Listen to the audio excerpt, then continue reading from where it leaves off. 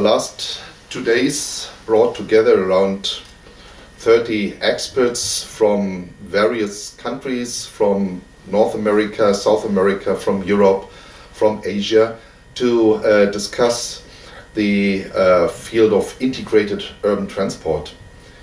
And what did we learn? First of all, one thing is we have very similar problems. It doesn't matter whether coming from smaller cities or European mid-sized cities of 500,000 inhabitants or mega cities here in Asia.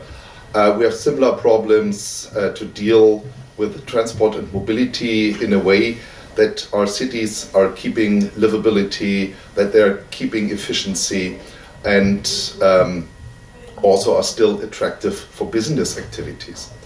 So how can we deal with that? What are strategies and what are indicators?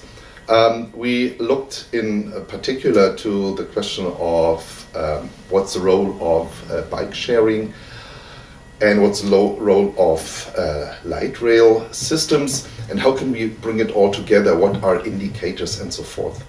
And one thing, I think the core point that we learned was that it requires good governance. Good governance is really a key to integrate, then also further to integrate, for instance, different operators. We learned that like here in Japan we have private operators, whereas in Europe we have quite often public owned operators for urban transport. But at the end, it's really important to have the integration between different modes of public transport, between the different modes of transport in general. Not forget walking. Walking is very crucial. It's part of the chain.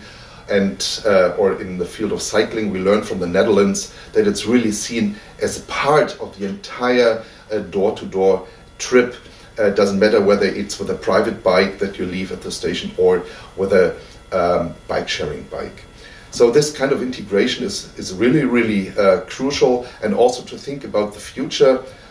New technologies arising, new technologies are there. Digitalization is a big issue, and we have to see there is a potential in that, but there are also risks, and we have to deal with that. We have to really reflect what's the potential and to mitigate the risks that are there. And I think that's another point that requires good governance, and that requires also local and regional and national governments to reflect on the potential and really to make the connection between the technology development and sustainable urban mobility planning. I think these are the lessons learned from the session.